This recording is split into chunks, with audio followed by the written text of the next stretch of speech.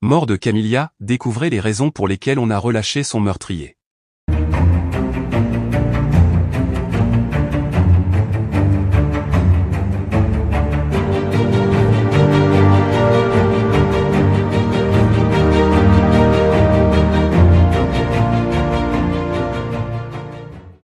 N'oubliez pas de vous abonner à la chaîne, et d'activer la cloche de notification pour ne rien manquer sur l'actualité des stars.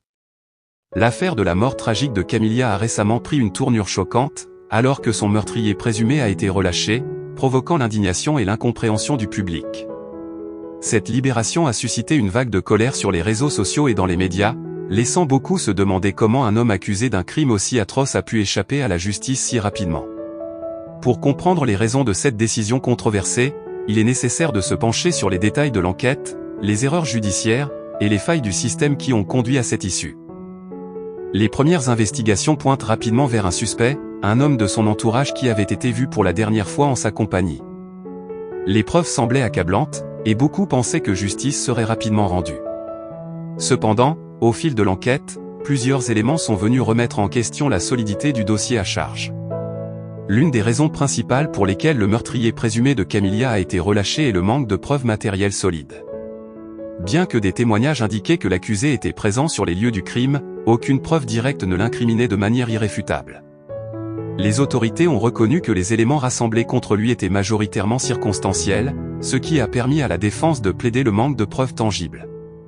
Sans empreinte digitale, sans ADN et sans vidéosurveillance claire le plaçant au moment exact du crime, le doute a rapidement gagné du terrain. De plus, les enquêteurs ont été critiqués pour plusieurs erreurs dans la procédure.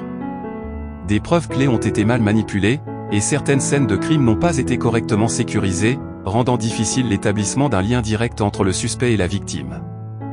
Ces erreurs ont lourdement pesé dans la balance lors de l'audience, la défense n'ayant eu de cesse de souligner les failles de l'enquête.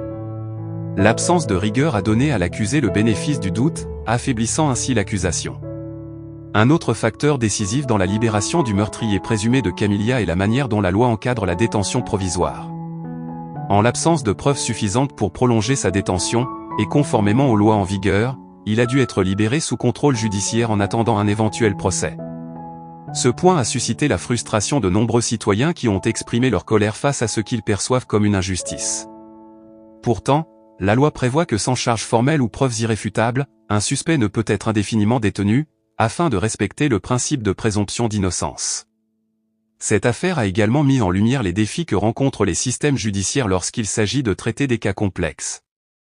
L'absence de témoins directs et le flou entourant les circonstances exactes de la mort de Camilla ont contribué à la difficulté de monter un dossier solide.